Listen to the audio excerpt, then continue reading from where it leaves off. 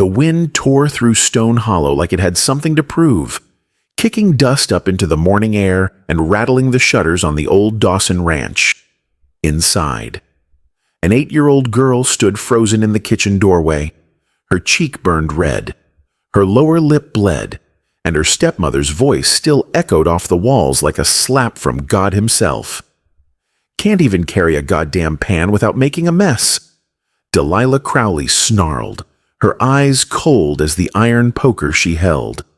"Maybe next time I'll just let the wolves raise you. They'd do a better job than your mama ever did." Jessie Mae Dawson didn't flinch. She didn't cry.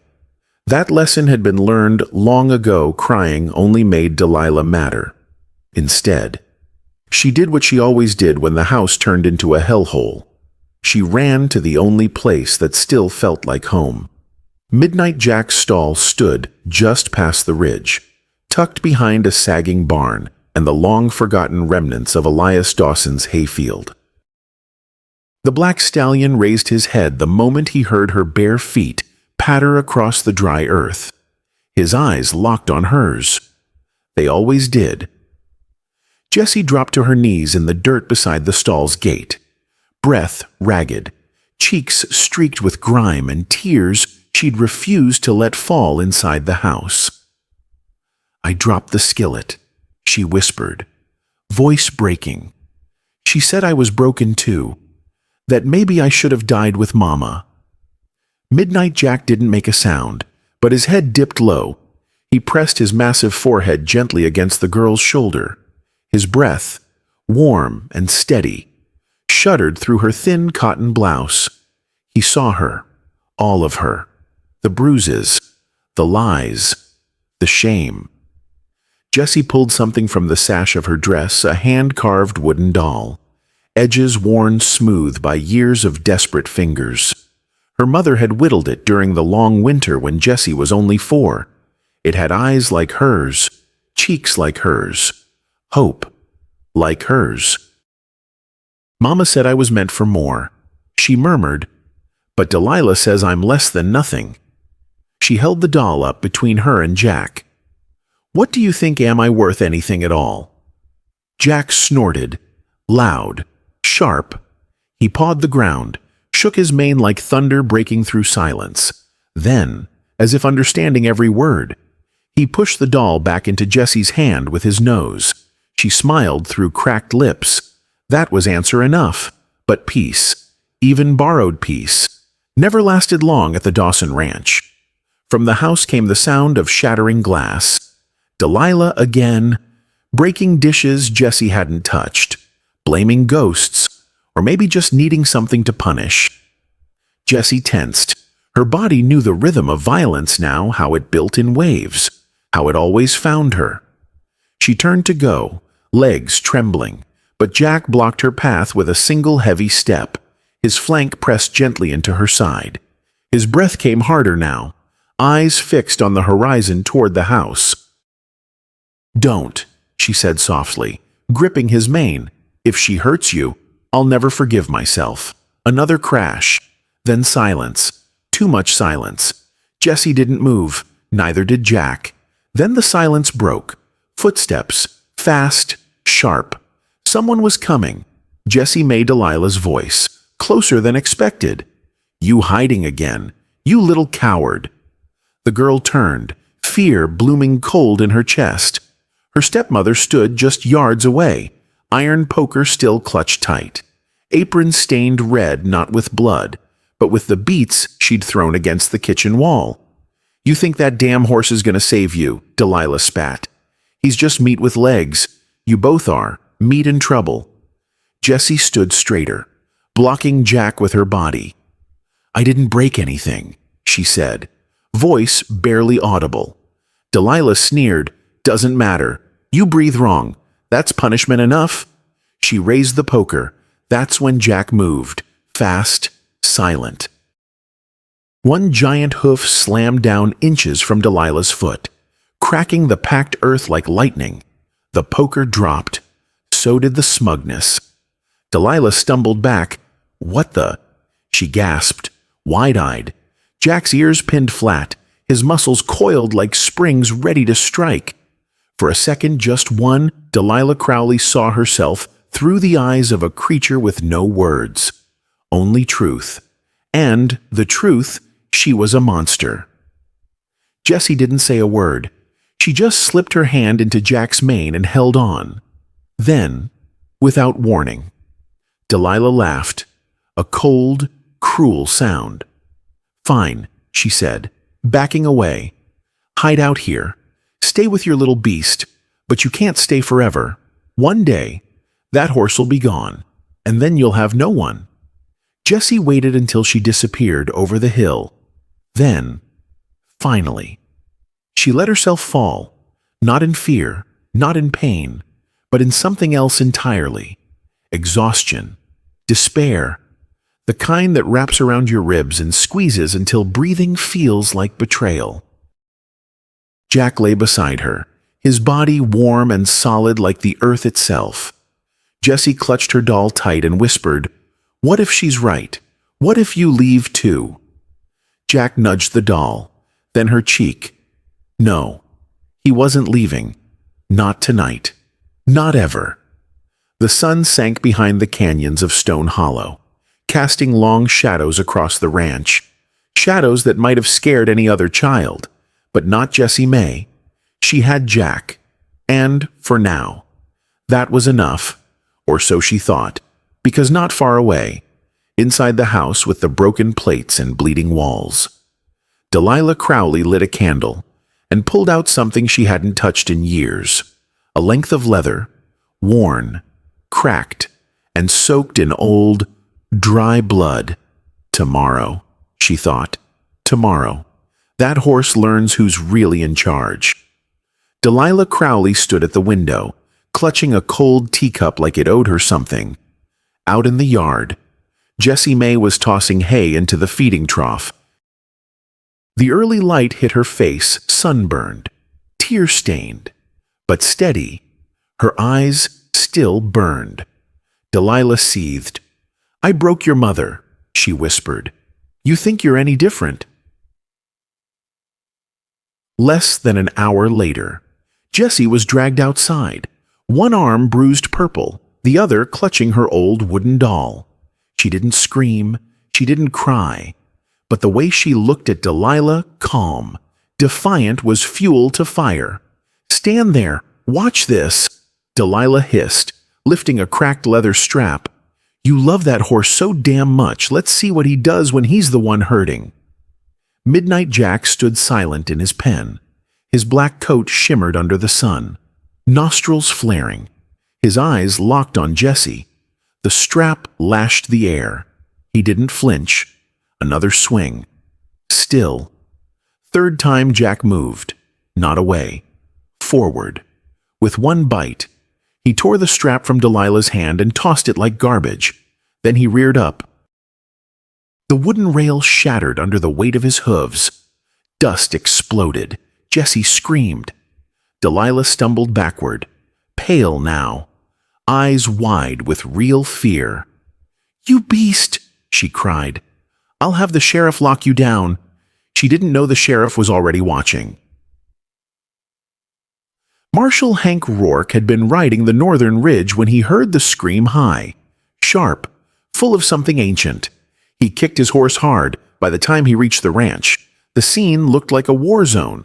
Jessie Mae was backing away, her heels skidding through the dirt. Behind her was an open well, no lid, 10 feet deep. Delilah shouted. Jack stood guard, and Jessie tripped. Jessie Hank's voice broke the air as he launched himself off his horse. Her fingers barely caught the edge. Hank hit the ground hard, reached over, grabbed her wrist, her small hand, trembling and scratched, clung to him like life itself. His arms screamed under her weight, but he pulled, one long, painful haul. Then she was on top of him, shaking, gasping, alive. Delilah pointed. "You saw that, didn't you? That beast's gone mad. I was only trying to teach it some respect." Hank didn't respond. Not right away. He looked at Jessie. Her palms were torn raw, Dirt streaked her cheeks, but her eyes never left the stallion. Midnight Jack. Calm now, but watching. "Jessie," Hank said gently. "What happened?" The girl barely whispered. She tried to beat him. Because of me. Because I still looked strong. Delilah cut in. Shrill. "She's lying." "Ask the neighbor boy," asked Tom, from behind the stack of hay. A small voice spoke up. "I saw everything." All heads turned. Tom, barefoot, holding a snapped wooden flute, stepped forward. She hit the horse 3 times. He didn't bite. He just stopped her. Jessie almost fell in the well. Delilah's face drained white. Hank took a deep breath. He approached Jack, slow, measured. His hand extended not like a master, but like a man greeting a soldier. Jack didn't move, didn't blink. Then, he lowered his head, forehead to hand. In that quiet moment, Hank saw it all, the violence this animal had witnessed, the restraint, the pain, the impossible choice to protect instead of destroy. "Crowley," Hank said, turning, voice like flint. "You need to go back inside. I'll be speaking to you shortly." Delilah snapped. "You don't see what's right in front of you." "That animal is dangerous." "No," Hank said quietly. Eyes on Jessie, then on Jack. "He just saved a little girl. You nearly killed her." Delilah staggered back, stunned, but Hank wasn't finished. His brow furrowed. "Jessie, did Jack ever get sick?" She blinked. "Last week. He threw up everything. Just oats, but smelled funny. Bitter." Delilah's gaze slid to the ground. That was enough. Hank didn't say another word, but his hand went to his belt, not his gun, his notebook, because now this was more than neglect. It was attempted poison, and maybe this horse wasn't done fighting back yet. Marshal Hank Rourke knew when a storm was coming.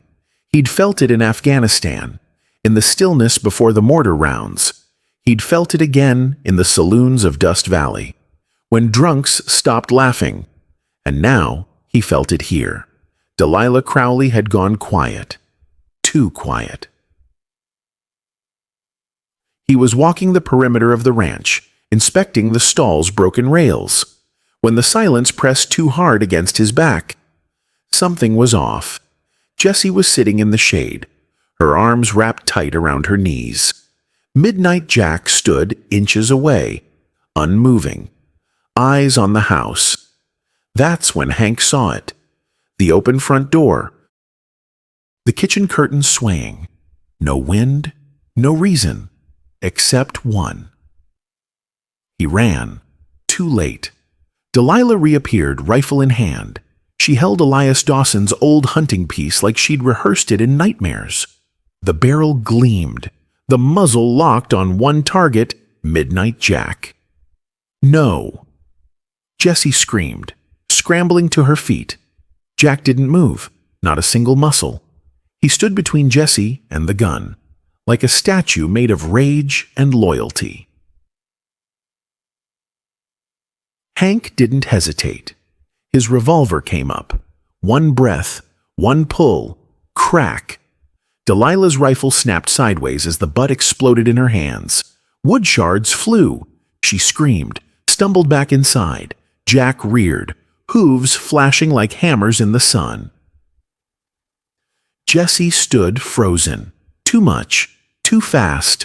Smoke lingered from Hank's revolver. The world seemed to hold its breath. Then Delilah reemerged, clutching her wrist, eyes wild. "You lunatic," she screeched. "You tried to kill me?"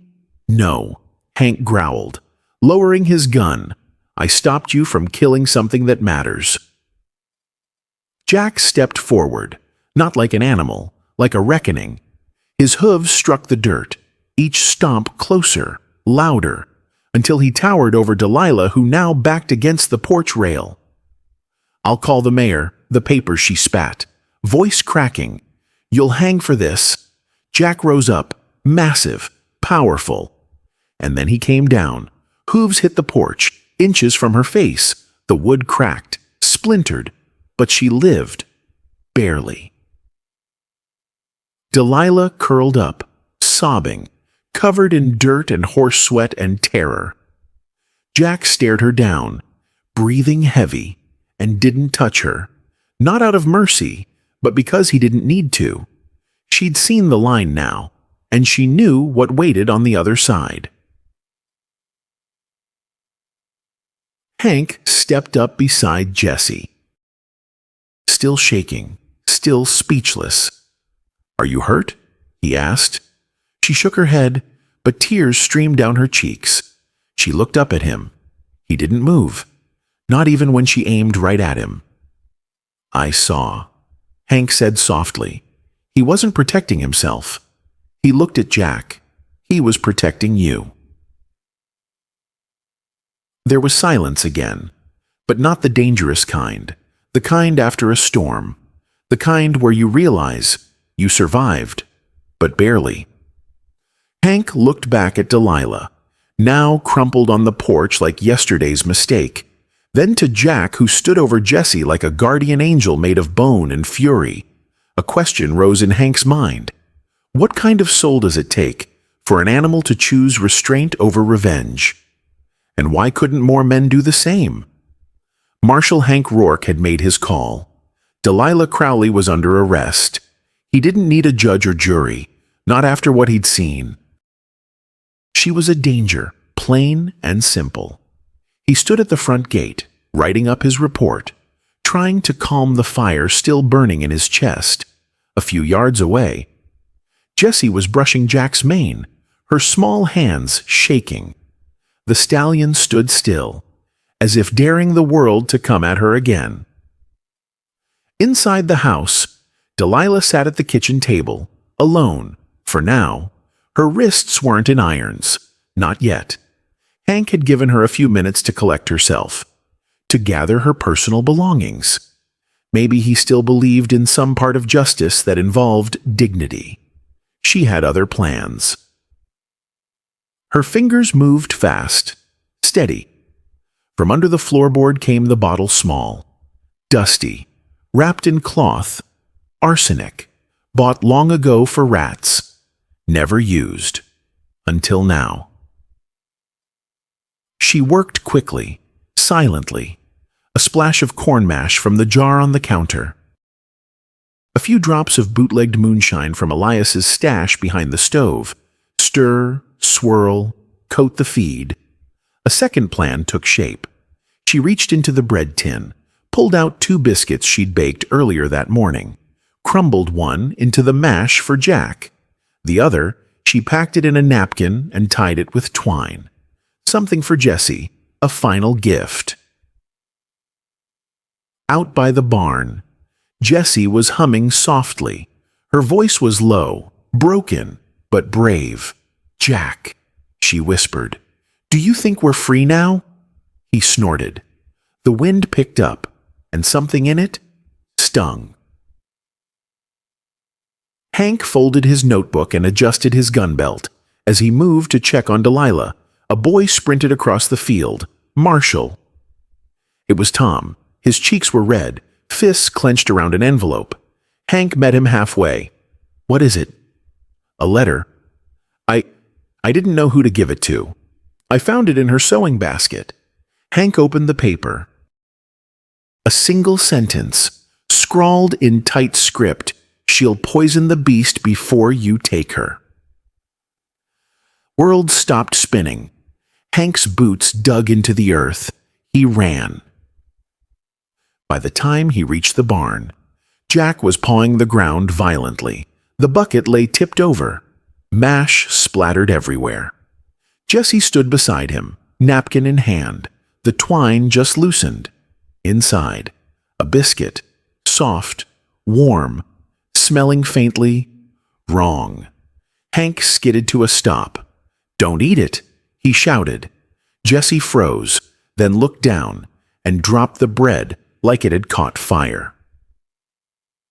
Jack stomped again, snorting wildly. Then he turned, his teeth bared, toward the house. Delilah was halfway to the barn, fake smile already curling across her lips.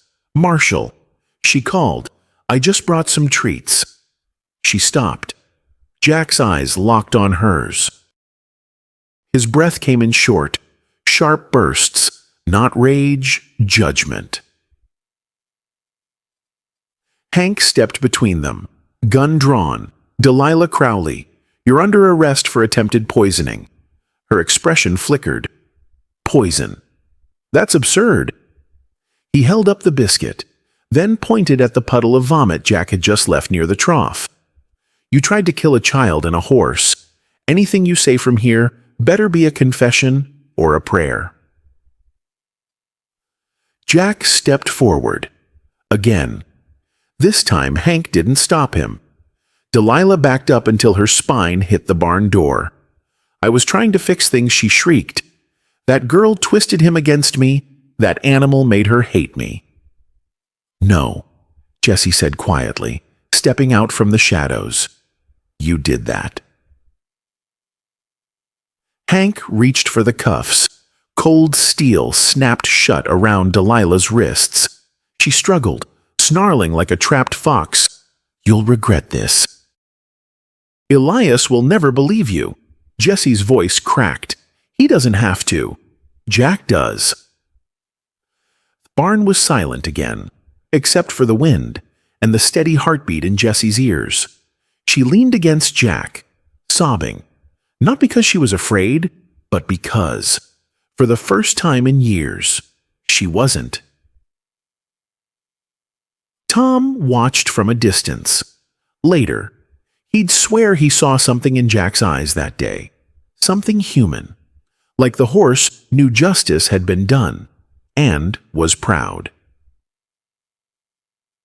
As Delilah was led away in chains, one question lingered in Hank's mind. What kind of darkness looks into a child's face, and still chooses poison over peace? Whatever the answer, she was no longer free to choose. Not in this town. Not again. The sun was just dipping behind the mesa when Elias Dawson rode back into Stone Hollow. He was dust-covered, bone-tired from the mines, but humming until he saw the sheriff's horse outside his front gate, and his daughter in tears, clinging to a black stallion like it was all she had left. He dropped the reins. "Jessie," he called, voice cracking. She turned, paused, then ran, her arms wrapped around his waist, her face buried in his chest, the words pouring out in choked sobs. "She hurt me, Papa, and Jack saved me." Elias froze. He looked past her to Hank, standing firm near the barn, and then to Delilah, his wife, being dragged into the back of the sheriff's wagon, wrists shackled, eyes burning like the devil's own. He didn't speak, didn't curse, just knelt down and held Jessie tighter than he ever had. "I didn't know," he whispered. "I should have known." Later, under the porch light, Hank handed over a worn notebook. "This has everything," he said. "Dates, bruises, witnesses, poison." Elias looked down, then back up. "Why didn't you put a bullet in her?" Hank didn't smile. "Because justice don't always come from a gun." He turned to Jack, now resting under the elm tree. "Sometimes it lives in the heart of a creature who chooses mercy, when we wouldn't." 3 weeks passed. Delilah was gone. The house was quieter, lighter. Jessie slept through the night for the first time in 2 years. Elias tore down the old stall, built a new one, stronger wood, open beams. On the door, he carved 3 figures, one tall, one small, and one with 4 legs and a fire in its eyes. Jack's eyes. People started talking about the horse who stood between a child and death, about the girl who never cried until it was safe to. Donations came in. A letter from the State Humane Society. A reward. Jessie didn't ask for money, but she knew what to do with it.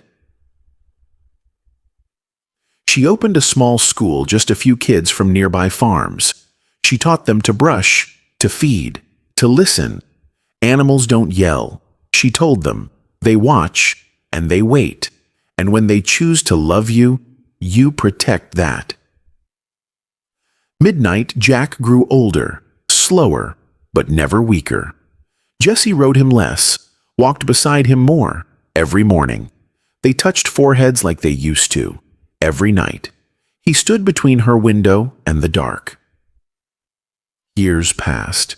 Jessie grew into a woman. The wooden doll stayed on her shelf. So did the memory. So did Jack.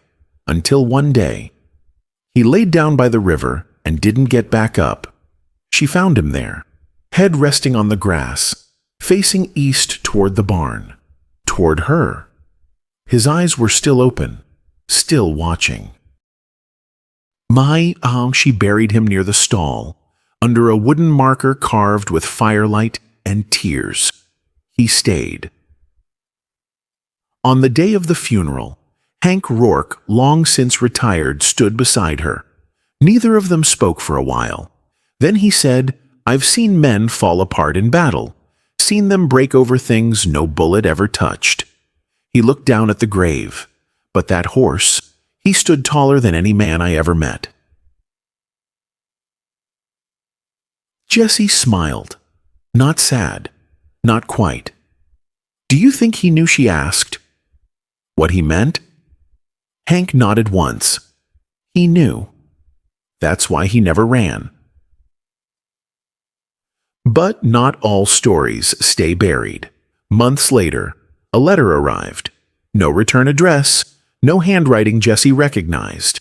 Just a piece of torn linen, and 5 words written in deep red ink. "You stole my justice. Wait." Hi. Jessie closed the letter with trembling fingers. Outside, wind rustled the leaves near Jack's grave. She looked up at the fading sky. "No," she said softly, "you already lost." But even as she spoke it, she knew. Darkness doesn't leave easy. Not when it's named Delilah. Not when it writes from prison.